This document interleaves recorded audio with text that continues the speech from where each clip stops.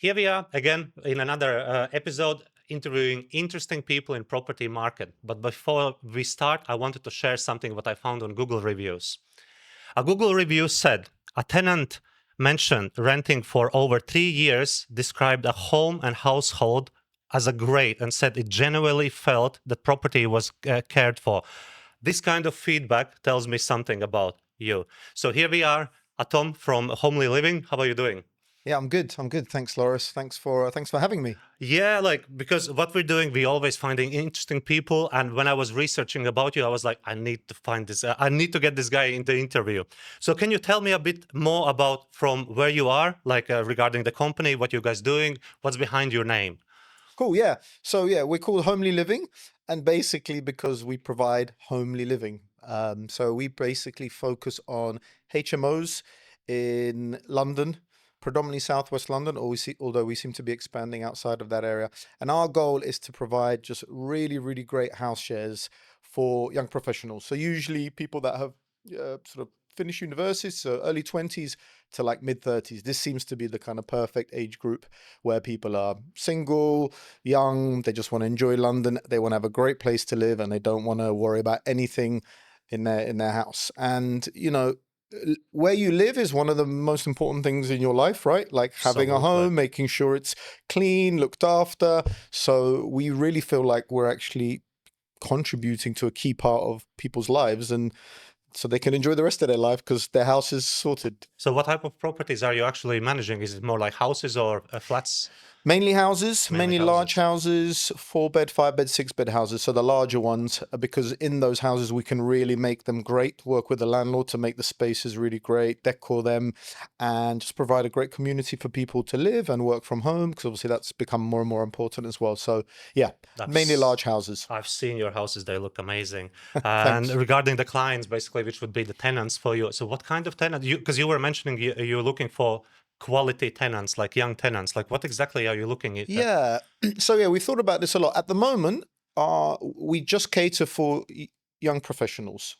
So people that are not living with their partners, people that don't have families yet, but people who are now working and they basically want to live with like-minded people, so Mhm. people similar to themselves. So we guarantee to every single tenant in our houses, you will live with people like yourself, and you'll get to have a say with who you live. So we would Cool. never just put someone into a house if everybody has not said, I'm happy for that person to move in. So it's almost like a democracy, like you Yeah, yeah, yeah, guys. absolutely. And sometimes people say, oh, I don't think that's the right fit. And that's okay. We find another person that is the right fit. So a bit more work, but it ends up working really well in the long run. So yeah, that's what we focus on. But we are in the future also thinking about, could we cater for different groups, couples or young families, or people who are struggling financially. So but at the moment, that's our Oh, that's focus. amazing. That actually, yeah, brings me like slightly to my next question. Like, what's the difference between you and other agencies? But I think this is already like a massive difference with other agencies because I know that they just push any tenant inside and they just don't care about it. But do you think you guys have any other differences between any other agencies? Because you seem very successful.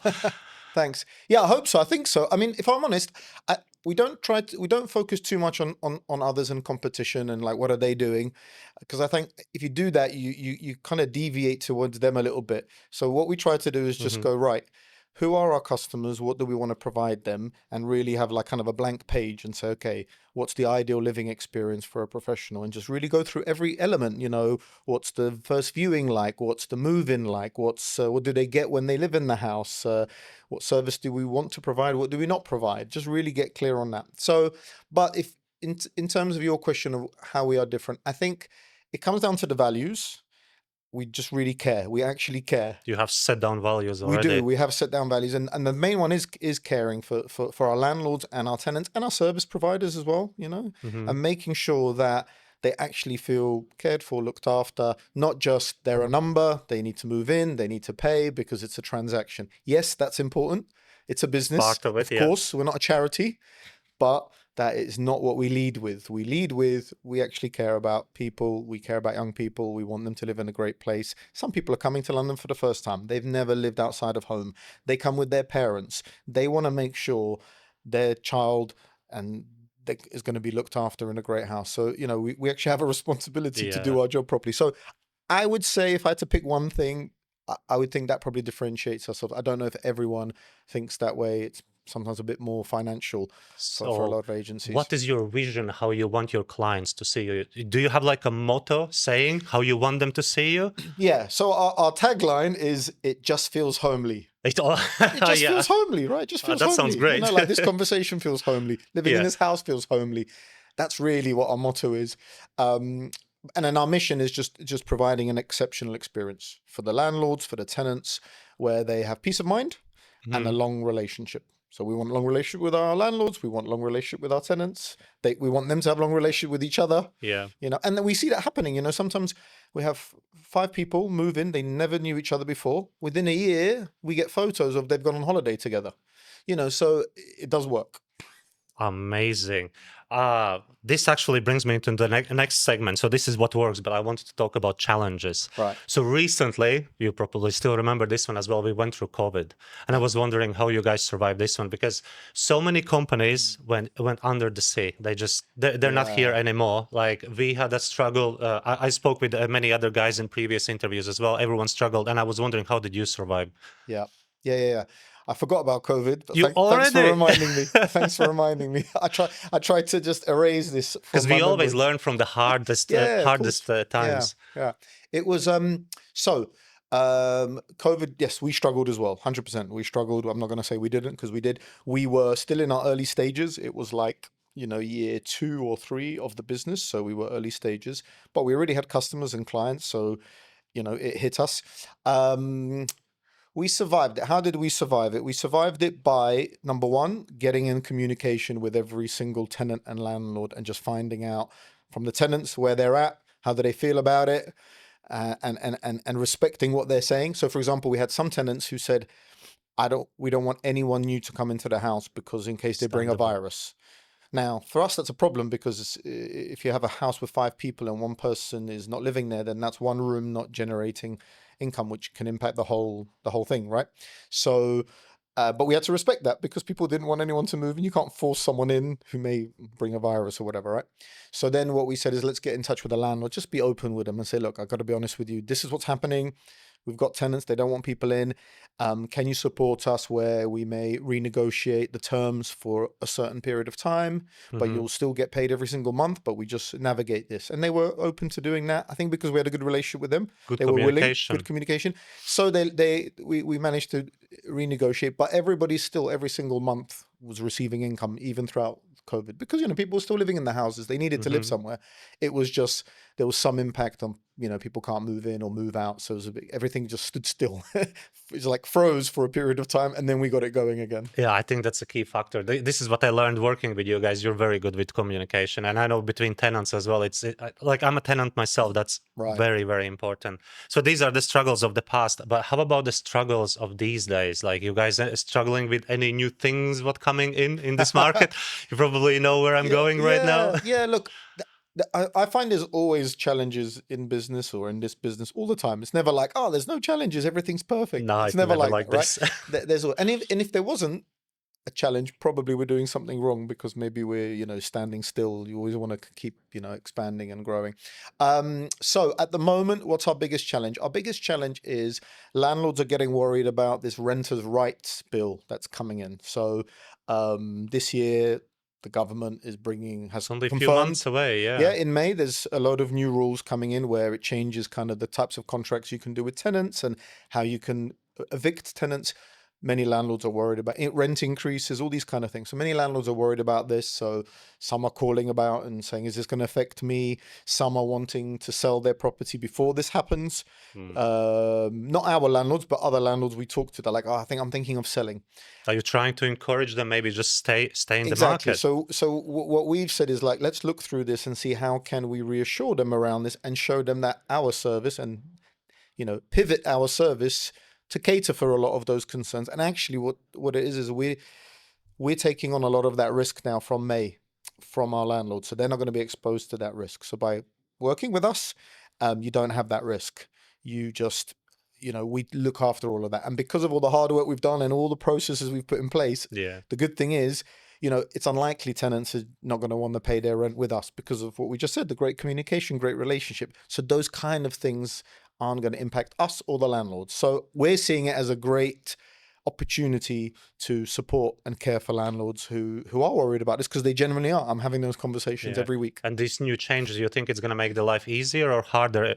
I think it's going to make harder in some sections, but I'm thinking, will it maybe make it easier in some other sections? Yeah, it's, sometimes people see these new rules as like, oh, they're really negative for landlords and it's just, Hmm. good for the tenants. I don't agree. I actually think there are positives for both parties here, Hmm. because it's going to make sure that the cowboy rogue landlords out there, which unfortunately exist, it's going to be harder for them to exist, which Yeah. means the market's going to be better. You're more likely, when you rent somewhere, it's going to be done properly. There's going to be a register of landlords, so you can't hide as a landlord.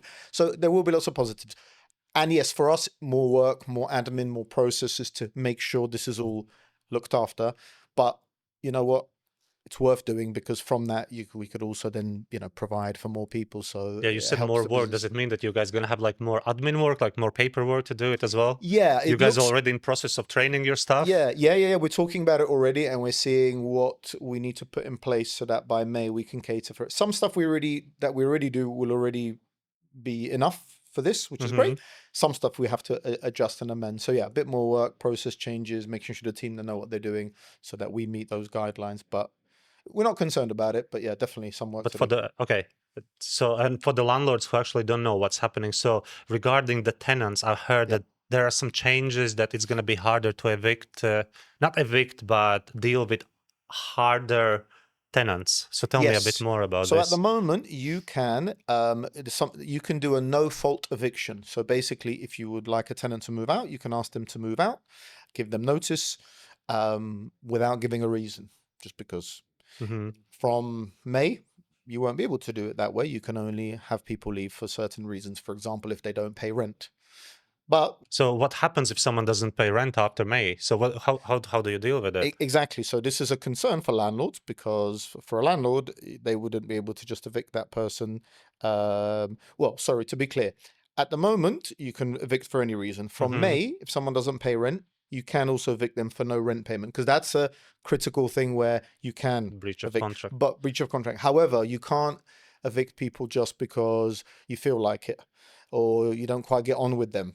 Hmm. And this is the gray area where, at the moment, if a tenant's being very difficult, let's say, and antisocial, but you don't have evidence, you can still just ask them to leave and then you don't have the problem. From May, you can't do that. You have to have evidence and prove it, and that might be difficult. So if landlords do have tenants that are like that or have difficult relationships with their tenants, that's very worrying for them, Hmm. which is exactly where we come back to. It's so important for us to have, even more so, to build really great relationship with our tenants. So our team have to, get to know each tenant and who they are and talk to them regularly enough so so that we know who they are and understand them. And that reduces massively the chance that someone's just going to be difficult, right? I know landlords are asking these questions, but are tenants asking these questions to you as well about the new changes? What will be their Yeah. rights or Yeah, not tenants yet? actually aren't asking us the questions at the moment too much.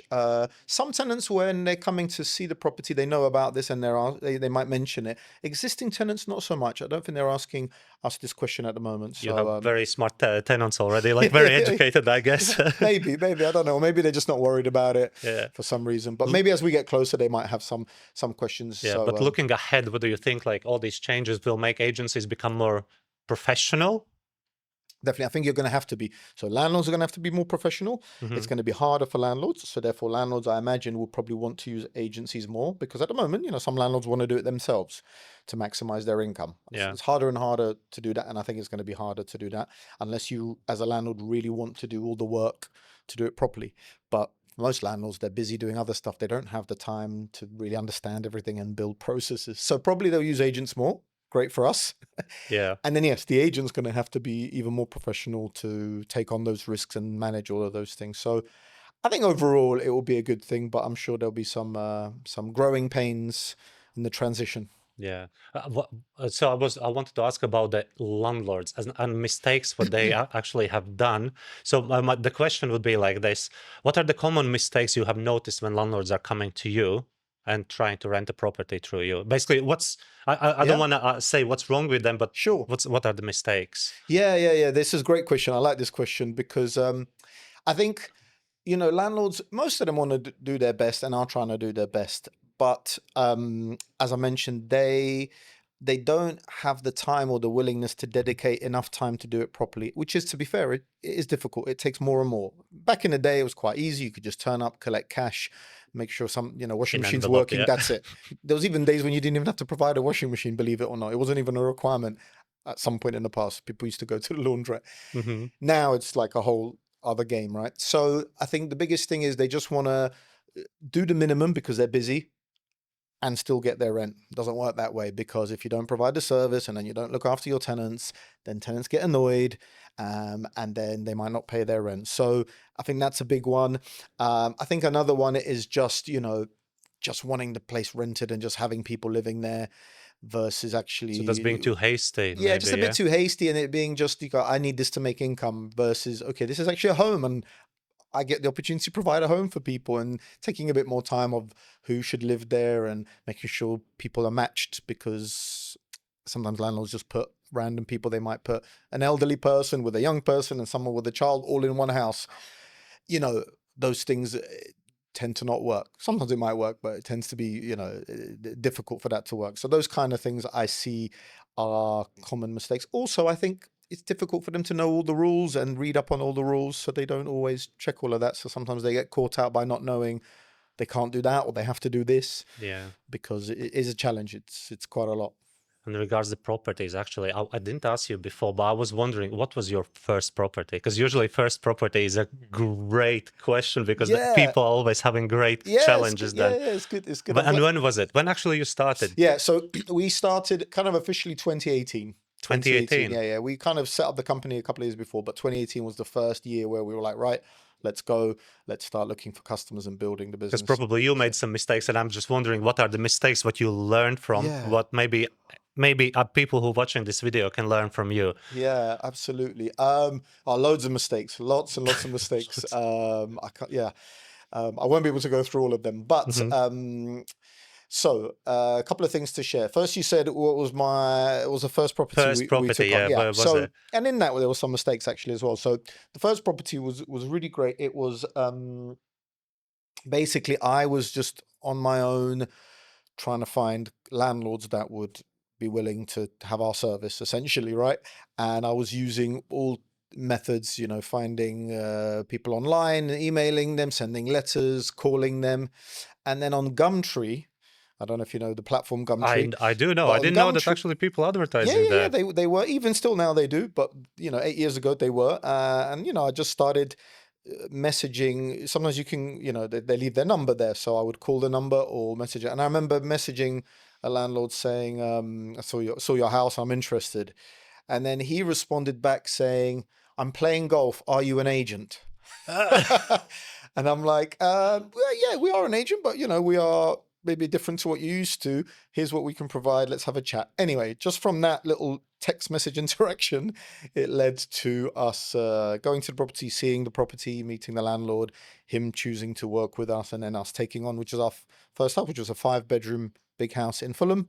Ooh. So obviously very exciting, but then lots of mistakes happened along that journey where, at the beginning, for example, one mistake was you get this house and there's many things you want to improve in this house to get it to that standard that we would like, so that it's great for professionals, so it's attractive, and we can also generate, good rent from it. So Go sorry. on. So basically, when you started, you already had set expectation, or you were just going as you felt like. I had an idea of what we wanted to provide for Yeah, because it's landlords. hard, obviously, with the first property. So I was thinking like about your mindset, how you actually got into it, and Yeah, I'm quite analytical, so I kind of used to think through, right, what is it we want to provide?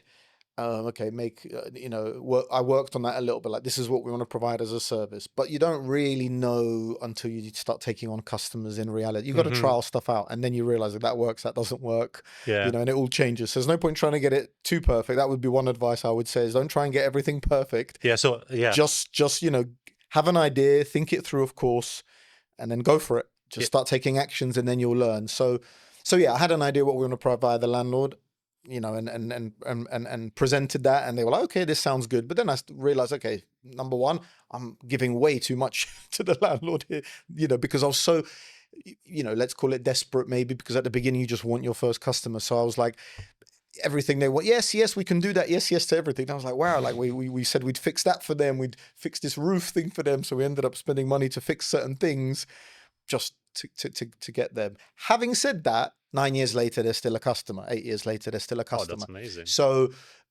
maybe that was a good thing to do at the beginning, just to get them in, rather than we might have lost them if we said, no, we're not going to do this and that. So over time, it worked out really well. Then they also had another property for us as well. So, but yeah, that was definitely a mistake, just trying to please and doing anything so that they say yes, because Don't at be the a start you yes got man to nothing. everything. Yeah. Yes, exactly. Yeah, now we're way more like, no, we can't do that. Yes, we can do that. Yeah.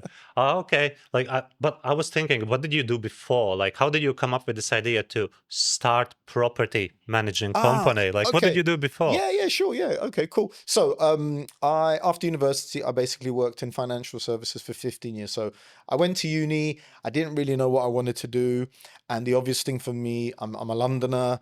I studied economics. I thought just go into finance. It's a big financial industry in London. So then, I started working for a few financial companies, and then I worked for one for a very long time, 10 years.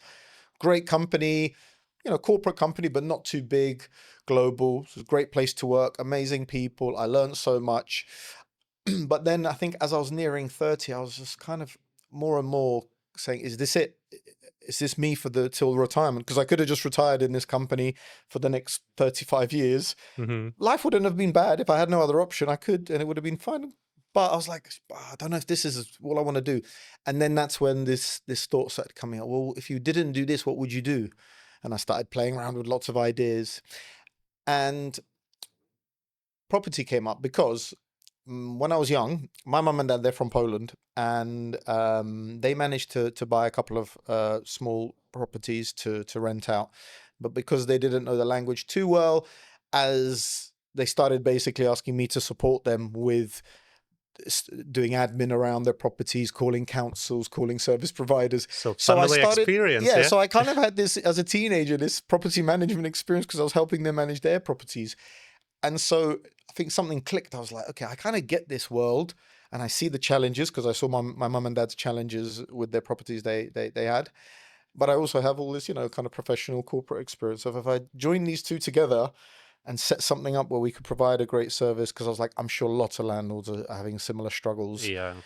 Surely there's something in this that we could provide. And then that's where it kind of began. And then it was just really fun to go, okay, who do we want to be? And do we want to provide for the whole market, or just one part of the market? Or do we want to provide a very high-end service, or mid-range? All these kind of things I got to kind of be creative about. And it was fun because I got to be creative. Yes, also very stressful, because setting up a business, I think, is just stressful. I don't know if anyone hasn't, it Some hasn't been people stressful. find joy in the stress. Yeah, This is exactly. what I I noticed. started learning that. I was like, the only way is to find joy in this, because it doesn't go away. Like, there's so many unknowns, and you don't know where it's going to go, and it takes quite a while before things get really stable and more successful. So yeah, just having fun creating this Mhm. service, and it's now evolved to what it is now, which is the service we That's provide amazing. for So, our so clients. your parents started with the property as well. So, what would be three tips what you would give to a new landlord who just bought a property?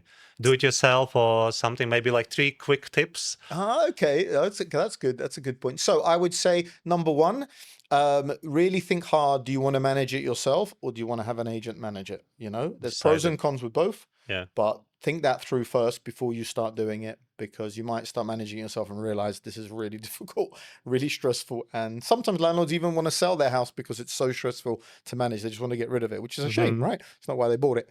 So that's number one. Think about that. Number two, if you are using an agent, do your homework, do your due diligence. There's lots of different agents out there, good and bad, obviously. So make sure you ask questions, you check. You have to have a bit of an understanding of, what the agent's providing, get some references, maybe see some of their other properties, just so you go, okay, these guys seem to know what they're doing, meet the people, that side of things. I think that's important as well.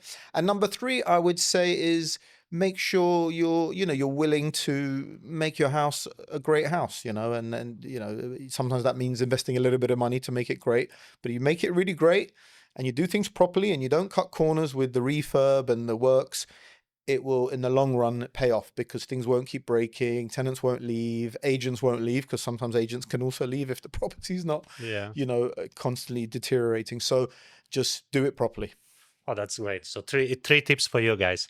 And what is one simple improvement what landlords could do to improve their houses? Usually, so whenever you take up a house, what's one thing like it is commonly done wrong from them? Yeah, that's a good one. That is a Would it good be like one. maybe not enough furniture in the house, or maybe not enough communication between you guys, or maybe Yeah, expecting too much rent? So yeah. what's one improvement what could make all this easier? That so to be clear, what improvement a landlord can make about their physically about their house? Physically about the house, yeah. Yeah, it's good. So we do see a lot of houses, and what's the one common thing we see in houses? Because Um, some people, I've noticed they cut in corners, like they just don't want to go from single windows to double windows. They're yeah, like, yeah, I don't want stuff to like invest, that. like, yeah, Yeah, but yeah, yeah. like in the long run, obviously it's going to Yeah, save you money. yeah, exactly. You know what I think it is? I think the number one thing is actually being willing to just spend a little bit of time, because it doesn't take a lot, to really think about the spacing of all your rooms and furniture Oh, and making sure that the stuff matches and there's a good kind of space there, rather than just number one, cramming in lots of stuff and lots of people into a house. Just think that through. If you do that, you'll have a nice, well laid out house, the right number of people in the house, and it's in the long run, it's a much easier thing to run. It's more sustainable rather than, okay, I can get 7 people in here if I put another room there and then squeeze. It just in the long run you're going to have problems if you try to force it too much. that's a So great just advice. that, yeah, think Yeah. about the layout and the furniture. It's not too difficult. You do that well at the beginning, it will make life a lot easier. And about red flags, I wanted to ask about red flags about tenants. So Okay, what are the red flags for the tenants for any new landlord, or maybe yeah, so maybe someone else who's looking for tenants? What would be the red flags to sure, watch out? sure. Number one, I'd say, is always meet your prospective tenant. So if you can physically meet them, is the best, because then you can pick up from the tenants, how they are, and you might have some red flags where they're not answering things clearly or a bit wishy-washy when you ask them, do they have a job and all of that. Always Uh, ask for papers, yeah, provide Exactly. everything. And then do referencing. So, you can use a company to do the referencing so that you actually make sure what they said adds up. So, okay, they said they have a job and it's a full-time job. Okay. And the referencing will tell, oh, they've got a contract and they earn enough to be able to cover the rent. So I think, yeah, a very important part is making sure that people actually have enough to pay the rent, because sometimes people think they have enough, but when you actually look, you go, that's all your money going on rent. I don't think it's responsible for you to live here. And by the way, if somebody didn't earn enough to pay the rent, or it's too much of a proportion of their earnings, we would just say, look, You we just can't can't let you live afford it. here, because it's not even if you can squeeze it out somehow. It's just, I don't want you to spend all your money on rent. It's got to be proportionate. So I think that's a very Yeah. important one. Would you say that you would leave property void if you can't find the right tenant, Yeah. or you Yeah, we you do. would, yeah, you Yeah, wouldn't we just try to squeeze anyone No, inside? we do that. We do that. So the way our model works is we agree a rent with the landlord that they receive every month throughout the duration of the contract, regardless of what happens in the house. So our responsibility is, if you're the landlord and we've agreed £3,000 a month, you get £3,000 a month No every matter month, what. no matter what, right? Then our job is to make sure we're managing the house and the people such that you get your 3,000, and we obviously earn a margin on that to be able to make it work. Hmm. So yes, there are times where we get so busy and we just can't quite handle everything at the same time. So there might be a room here and there that's empty for a few days. It's okay. We factor that in our margins already. Or yeah, we just can't get the right person. 3 people have come around. One didn't pass referencing. One the tenants didn't really get on with. It's fine. Just So keep don't be going. hasty with that. Don't be hasty, Yeah. because again, yes, you might save, a week's worth of void for one room, which might be like, I don't know, £200. But Hmm. then if you get the wrong person, it's going to cost you way more in terms of stress, time, especially if you ever have to go to court and try to get tenants out. That's way more expensive than, That's a great yeah, tip. that's a big one, actually. I think for any landlord agent, that's just, yeah, don't cut corners, because it's going to cost you a lot more in the long run. And I was wondering, where do you guys advertise yourselves? Yeah. Like, Yeah. So we we haven't done a lot of marketing so far, if I'm honest. In We, yeah, 2026. yeah, haven't got billboards or adverts out there everywhere. We haven't done much of that. What we have done is very kind of targeted marketing. So because we initially started in Southwest London, we thought, let's just target landlords in this area. And so we found ways of doing that, where you can send letters to those landlords. You can find where the landlords are publicly available and send them letters offering your service. You can also find numbers, give them a call, offer your services. So we were very much this kind of proactive way to find like-minded landlords is how we've been doing it.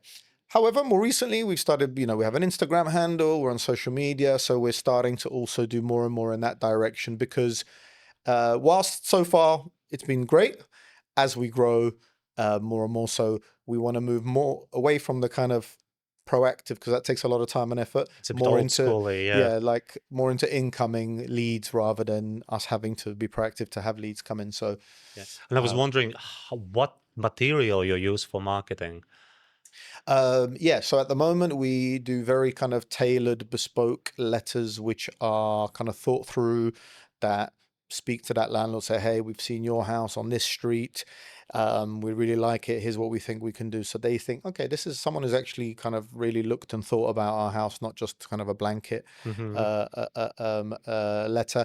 Phone calls I find are great, because when you get to speak to someone, it's just the best thing. It's a real It's life. better than I know we're email. in the world of AI now and all of this, but I just believe in, you speak to someone like we are now, you could just get so much information. You get to know the person. It's enjoyable. Yes, it's a bit more nerve-wracking because you're like on the spot and the landlord could just say no to you or whatever. But if you can get over that, I think it's a big one. You get to know people, and they and then they're more likely to get to know you as well. So Yeah.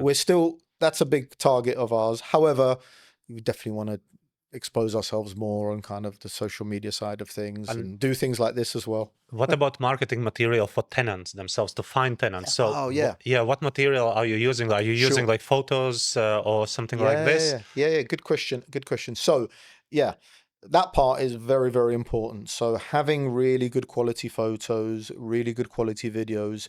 That's another tip, by the way, for anybody. It's great you mentioned it. It's so important, because wherever you put these photos, whether you put it on your own website or you put it on one of these platforms out there for renting properties, that's the first thing people see. They don't know you. They haven't spoken to you.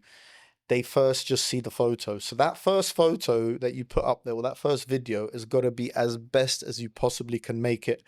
Don't save money on that. Just make it really great, because that will increase the chances someone clicks. Once they click, they'll read it. Once they read it, they're more likely to contact you, and then it goes from there. If they Do you just don't, think? Do you think better material? Do you think better marketing material improves the tenants you find as well? Maybe. yeah, Yeah. absolutely. Because if you do good quality photos, number one, you're now standing out from the crowd, because let's say only 20% of photos are good quality and 80% are just people doing it on their phone. So you're already in that 20% bracket. And of course, psychologically, if someone sees a nice quality photo and the room's nicely dressed up, they're like, oh, these guys seem like more professional, higher standard. So then it's likely to attract a more higher standard tenant as well, because they're looking for that. They're like, I want something clean, nice, high quality. So they're gonna ignore the other stuff and find that. So yeah, it works Yeah. both ways. Absolutely. What feedback do you get from landlords about the marketing material?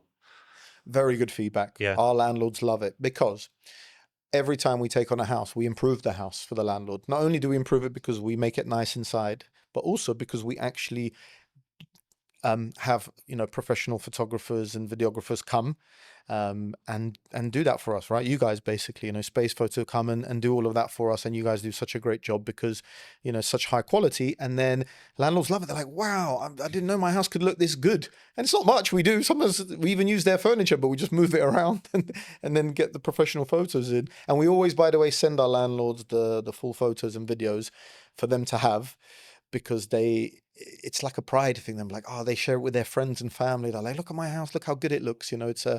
They want to show it off, right? They It's want to almost show like it a off. makeup for a lady. You always want Yeah, to show up, show exactly. it off. Yeah, I It's so completely agree. important, and that's definitely not an area to save money on. Yeah. You use any other marketing materials, or is it just photos you're using? Let me think. Photos and videos. Are you using So videos as well? yeah, Yeah. yeah, yeah. So photos, we started just photos. Then we were like, definitely got to do videos because people want to see a video. People are Hmm. busy. They can't always travel to the property. They want to see what the property looks like for a video. So we've been doing videos now for a few years as well. And that's great because you can do a full walkthrough. You can put music. You can put labels on, the different rooms. So it really has that interactive feel. And what's great about it is most people will watch the video because it's there, which means they've kind of seen the house. As long as when they come, it's as close as it can be to the video. Hmm. There's less surprises for them, less time wasted. We're like, oh, I didn't know this was a 5-bedroom house. Well, if you see the video, you know it's a 5-bedroom house. Exactly. So Yeah. you know what you're expecting. So it's so important. It saves time for the tenant and saves time for the agent. So yeah, really, really I would important. recommend floor plans help as well, because sometimes it just helps people. Just imagine like they see it on the paper straight away, boom, boom, boom, 5 rooms. There's the living room. I'm Because glad you said it because we do that as well. you do that Yeah, one. yeah, yeah. So we do floor plans as well. What we've realized is exactly that in our marketing package for a tenant, it's important to have the video, the photos, and the floor plan. And then in the video, we'll number the rooms, and then the floor plan matches that. So if someone's like, okay, which room is the room that I want? And they'll look at the floor plan. So it paints the whole picture of the house. So yeah, floor plan's very important to do. Yeah, sometimes we inherit a floor plan from a landlord, but it's very basic or Hmm. very complex because it's like an architectural one. So it's important just to do a professional rental floor plan where it's nice, simple, easy to follow. And I have one favorite question that I ask every Oh single yeah? person I always interview. What do you Okay. think? Is it the market or is it the marketing? Great question. Great question. Definitely the marketing. Definitely the Is the marketing. marketing. So even in Yeah, bad times, you can still I think market your so. property, yeah? I think when I start hearing people say, the market's really bad, my alarm bell goes off straight away. I'm like, how do you know it's definitely the market? Hmm. Do you have full visibility into the whole market? Probably not. Or is it just something you're not doing, you haven't tried yet? Like you say, you haven't done videos, you haven't done floor plans, you haven't done high quality. Unless you try every possible thing and then you're still not getting results. Okay, fine. Maybe you can say the market's a bit Hmm. tough, but I think most people, there's always more you can do in marketing before you can say it's it's the So market. don't read news. Just follow your heart. Like improve your marketing. You'll Yeah. get there. Trust Yeah, me. yeah, yeah. Yeah, but actually, just on that note, as a business owner, it's sometimes easy to hear those things and start believing them and go, well, maybe the market is tough. Maybe we are in the wrong market. Maybe this market's finished now. We should do something else. And you can start believing that, especially if you're finding it a little bit tough at the time, and Hmm. you start believing this. I think it's so important just to catch that and go, whoa, whoa, whoa, wait a second. Do I actually have evidence of this? Let me just go back to basics, take the actions, and see, are the results happening? And every time we've done that, we've always got results. So therefore, and we had COVID, we had post-COVID, we had different times, and we're still during all those periods finding customers, clients. So yeah, yeah, I think hard for me to be convinced that, oh, it's just the market, Yeah. you know. Well, that's great to hear. As a business owner in property, what has been the biggest challenge what you have actually faced over these years? Yeah, good question. To be honest, I've faced lots of challenges and still face challenges now. But I think probably the toughest time for me was, the first few years was like excitement. Let's try this out. Let's make it work. But, as time went on, it was like, okay, is this business going to work? And, we didn't have many clients. Money was running out because we had some money to get going, but not lots. And this was the toughest time for me because I had I actually my wife became pregnant with our first child, and I was like, okay, have I just made a big mistake? Like I had this stable job, where I could stay, like I said earlier, for a long time, and here I am, like trying to get this business off the ground, and I'm going to become a dad, and it was just so overwhelming for me. I was stressed about, right, how am I going to bring in enough money? My wife's going to be earning less. How am I going to provide for my child? And if I'm honest, many times, I broke down, at home. People won't see that, on the outside, but at home, I'd break down and question, have I made a big mistake? Should I just go get a job and quit and leave this and so be it, many times in those years. Yeah, that was tough. That was really, really tough. I thought I was going to make it. And I think that the thing that I struggled as well with was I was always scared to kind of put myself out there to call customers in case I get rejected. So I would have all these, the process would be in place and the services in place. But then when it came to the moment, like, right, Tom, no one knows who you are. The only way is you're going to have to go out there and like call people, tell people, contact people. I just get anxious and scared. So then I wouldn't do much of it. But then that was impacting the business because we were not growing, right? So really, really tough times I had during that time. My mental health suffered as well during that whole period. What helped you to overcome it? I think what helped me to overcome it, it was messy. It was definitely messy. It's not like I was just like, I just did this one thing and suddenly I was all great. It was a process, I would say. I think what helped me overcome it is constantly just not giving up. Just being like, no, you can do this. Keep going, just day by day, step by step. It helped me. I had my wife, my little boy, so I was like, right, that motivation to make it work. I think talking about it to close people around me helped. Just being open about it, not keeping it inside. That helped me a lot by just speaking about it, and I think it helped me to just process whatever's I'm going through and just take the next step, keep having that belief, that seeing that I think I just kept having it in my head, like, I know this works. I know people need this. They definitely do. I've just got to keep going. And I'd have days when I'd be super negative. And then I'd be days where like, no, I know this works. And it was just that bit by bit. And now I still have days when it's a struggle, but I don't have those kind of lows where I'm like having a breakdown or in tears or worried the whole business is going to fall apart. I don't have that as much these days, or hardly ever, compared to 5 years ago, let's say. So good to hear.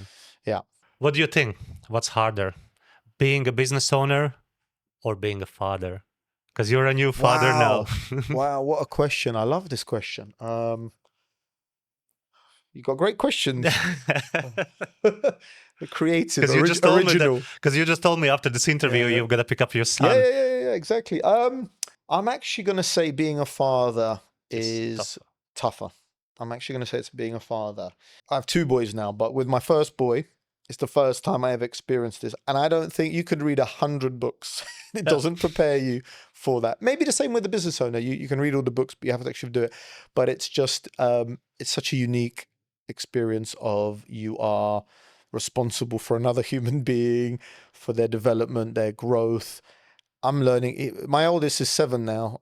This morning I was learning new things about being a dad. It's just constant. It's never ending.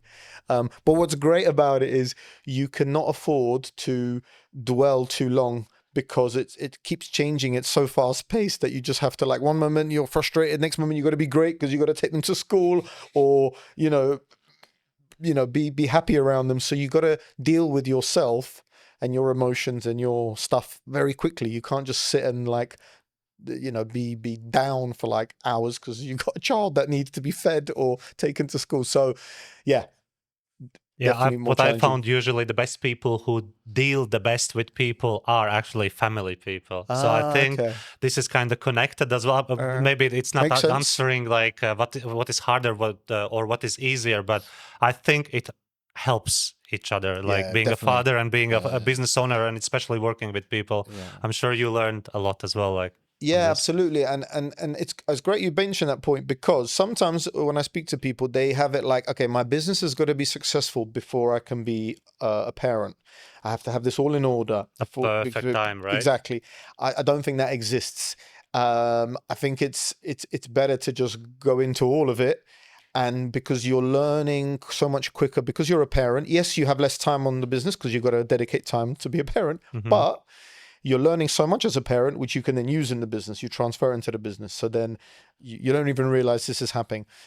Obviously, most logical people think, okay, let me first get the business going, then I'll become a parent. But there's nothing wrong with just doing both at the same time. And it happened for me. Maybe I didn't plan it that way, but that's just how it ended up. that we became parents, and it was just like, right, I've got to make this work. I've got to make it work. Otherwise, I have to quit the business and go back to a job. But I didn't want to do that. So, yeah, my advice is for anybody: don't have it that being a parent, you can't run a business, you can't set up a business. Absolutely, you can. Even if it might seem like a crazy idea, you definitely can. Great advice. Right. Now I want to ask you some rapid fire Okay, questions. go on. Yeah, So I'll sit up for this. Yeah. So what is rapid fire questions? You don't necessarily have to answer with 1 or 2 words, but let's Okay. say one sentence or Okay. thoughts about this one. So buyers or sellers, who have more power? I'm gonna say both. Both have Equally, power. Yeah. Both have power. Biggest mistakes landlords do. Biggest one mistake landlords do. Cut corners. Cut corners. Yeah. One regulation you would scrap tomorrow. Upcoming regulation. The fact that you can give notice at any time. There's no more fixed tenancies. You can move in one day, move out the next day. Yeah, I think that's very silly. Ridiculous. That's what I'm thinking as well. Harder market in 2008 or now? I'm talking about economic bubble. Like I'm going to say 2008, even though this business wasn't existing then. But from my experience in 2008, I think it was harder then. Was it harder before? You think so? In 2008, I know that we were now? very young, like because you and me were similar age, but okay, that's just my gut feeling. But I wasn't running this business then, so I don't have. I was working in the. You're the first one who's saying that one. Oh, really? I love it. Okay. Yeah, everyone's saying it was easier back then. Really? Yeah, okay. yeah. No, I'm an optimist, so I'm like, no, it's good now. Yeah. Okay. Cool. Are agents underpaid or overpaid? You think? Are agents underpaid or overpaid? Great question. I would actually say underpaid. Underpaid. Because I don't think people realize the amount of work that goes in to manage a property and let a property. It seems easy until you get into the detail. It's like, it's a lot of stuff. Yeah, from tenant's perspective, if I can just add, from tenant's perspective, it's just like, oh, give me the keys, I give you the money, and that's it. But I don't see all the process behind, exactly like they spoke. Online agents, threat or noise? Online agents, threat or noise? Neither. Because you guys have like a physical agency, right? Yeah. We've got an office where we're based, but most of our work is online. So yeah, I wouldn't say it's a threat. Yeah, I wouldn't say it's a threat. I think neither. That's my answer. That's my quick answer. Okay. One thing clients should stop expecting. Clients would be tenants, because some tenants have overly high expectations. Yeah, one thing they should stop expecting. That their rent will never go up. Oh, yeah, don't live in a dreamland. Is being an estate agent right now harder or easier than 5 years ago? COVID. Yeah, that's already after COVID. Yes, I didn't want to say COVID time. Easier. I love your optimism. One thing agents should improve fast.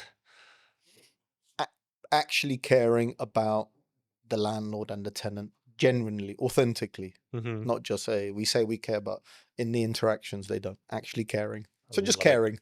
That's the one word answer. Paperwork or people, which is the bigger headache? Paperwork. Yeah, definitely. I love people. Then another one. Emails or calls? Which one's better? Which one's better for you? Calls. Yeah, I love a call. I love emails. I love a call. Just pick up the phone, have a quick chat. Yeah. I love it.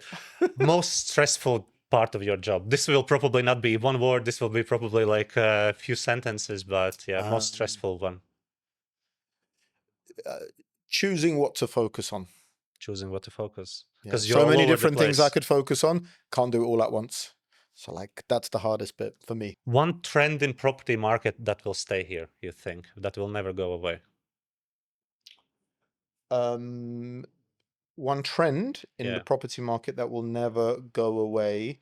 I believe that people are always going to need to rent great places. People always need a place to live. So they're always going to need places to rent. No matter when, it's always a need. That's not going away.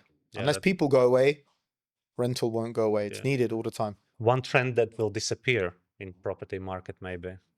Yeah, good one, good one. I think with AI, some things will definitely disappear. I've thought about this before. I'm just trying to think what's the first thing that would disappear within the AI space.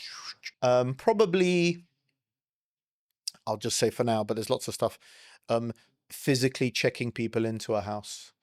Or you You think know, it's going to be taken over by AI yeah, I think a lot eventually? is just going to be automated and people interact with AI and then that does your check-in and it sends you a video and you move in and you have a lockbox and you don't even need to speak to a person or see a person to move into a house. That's actually a great topic about AI. Are you using AI right now? Yeah, yeah, You yeah, are. we are using it and one of our kind of strategy things visions we're talking about is I have a friend who works in the States. He's a data scientist, super intelligent guy.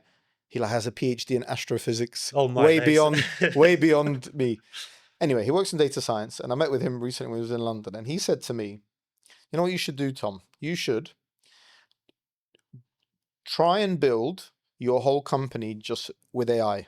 So it's like you're building a replica of your company, but it's an AI company, and see how far you can get. You won't get all the way. Hmm. You'll get to a point and you go, okay, a human is now needed. I cannot get over this bit, but you will get quite far. And then basically those bits that you have developed, just insert them into your business and you'll be like, okay, now we don't need human interaction for that, for this, for this, for that. And then you're starting to transform your company the AI way, but you're keeping the bits that need to be, Yeah, that need to is it like be human. admin and contacting clients and sending Yeah, out like for stuff? example, tenants sometimes have questions, and we have an app, and they message on the app. At the moment, we don't have an AI agent, so we Hmm. respond on the app. But we can start using an AI agent. But that agent can get smart. It can give you suggestions of how to fix something yourself before you even, But like, have you tried this, this, and this? Yes, I have. Okay, great. How about now we send someone out, and then it shoots a message to the handyman. The handyman comes Oh around. my days. Stuff like that where we're not doing that human interaction. So. Yeah, definitely. We are thinking the AI route because I think that's the way to keep ourselves relevant and in the market. Yeah, I think Otherwise we'll fall behind. If we'll be too manual, too slow, everything will be so much quicker. So luckily, we have people in the team who love that side of things, and they are thinking that way. That's the way their brain works.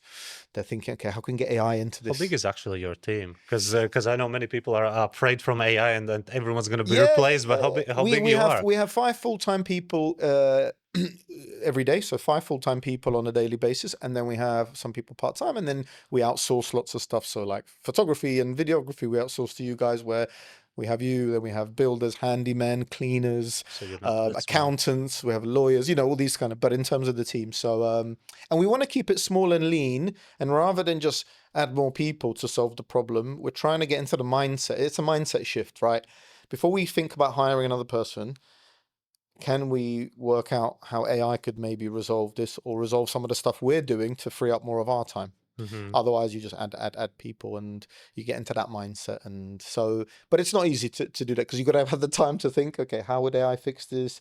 Can we try some stuff out? Maybe we need someone who's good at AI to come in and show us, so it's whilst, the work still needs to be done at the same time. So it's a balance. Yeah, I know all the positive. Everyone's talking about all the positive things about AI, but are you worried that it might screw up some things as well? Maybe like take away your like advantage in the market and or something like this. Yeah, definitely. I think, yeah, my concern with AI would be that if you get too excited about AI and make everything AI, number one, your level of service could drop because AI Hmm. might not, make mistakes and not really understand your DNA, and they just do it that way. So I think that's definitely a concern. I think also AI is like, oh, we can just do it quickly with AI. Okay, quickly doesn't always mean better; just means quicker. So you've got to be careful. You can get tempted, like, oh, everything's so much quicker. We use less time, less money.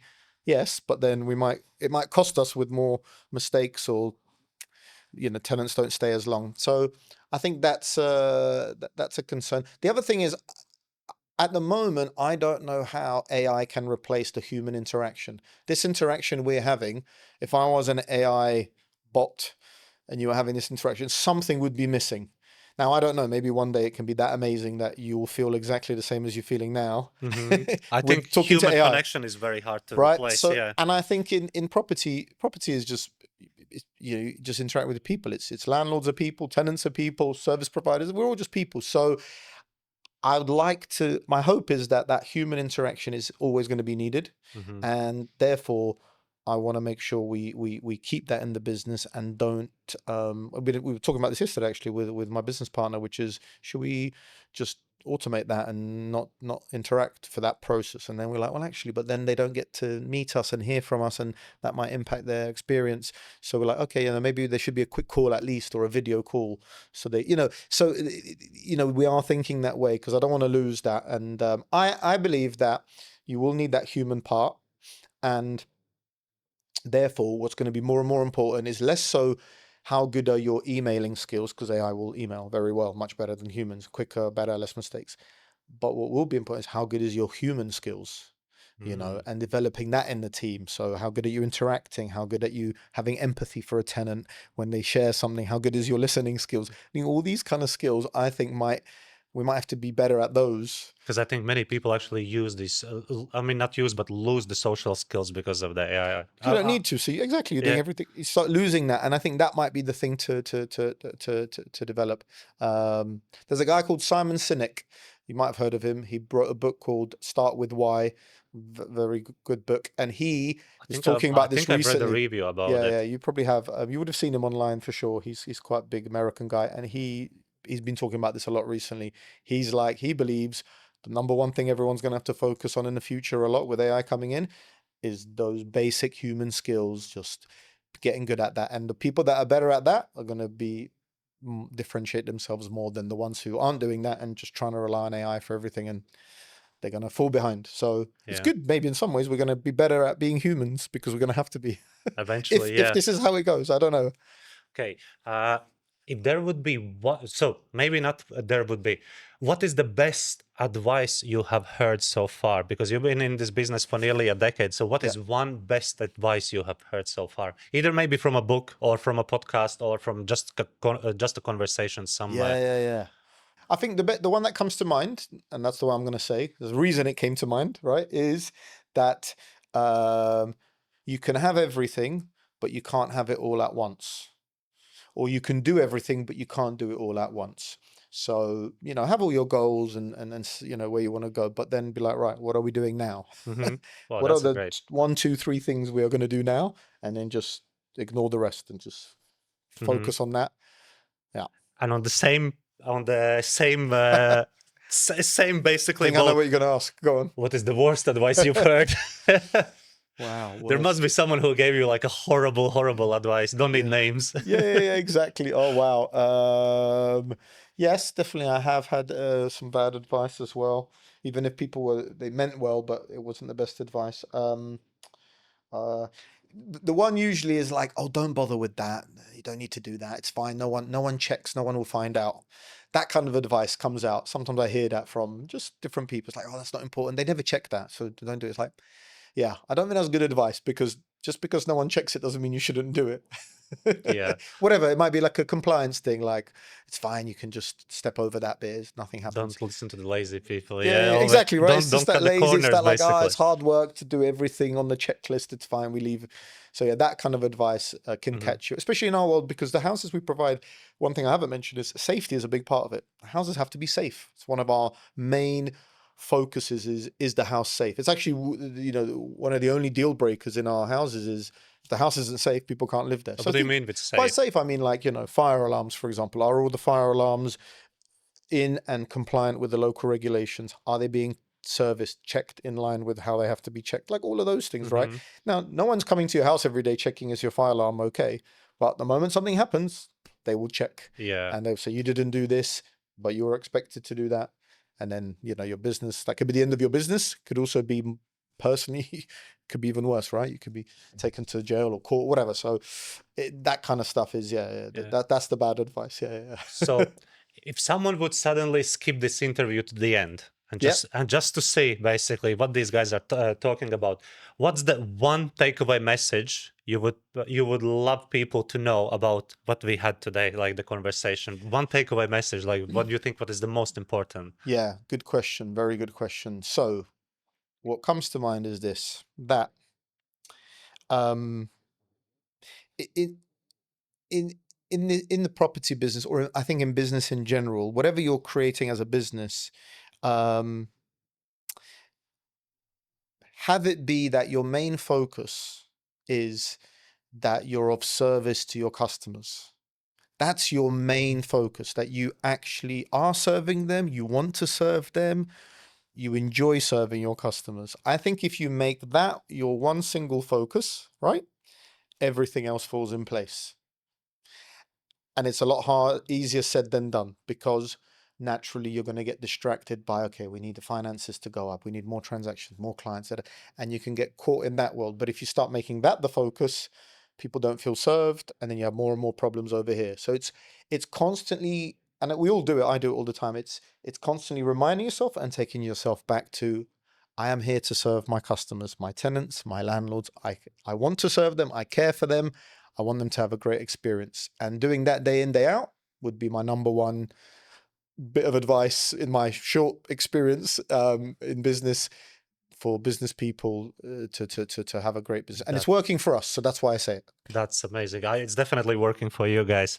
Right. Can you tell me where people actually can find you online, in social medias, like plug in your websites if you have something? Sure, yeah. Our website is www.homely-living.com. You can find us there, and you can see what we do, and drop us a line there.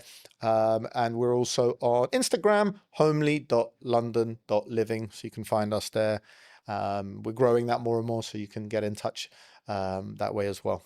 Great, Tom. Thank you very much for the conversation. Thank you. It was a pleasure. Yeah, all the best then. Great. Thanks so much, Loris.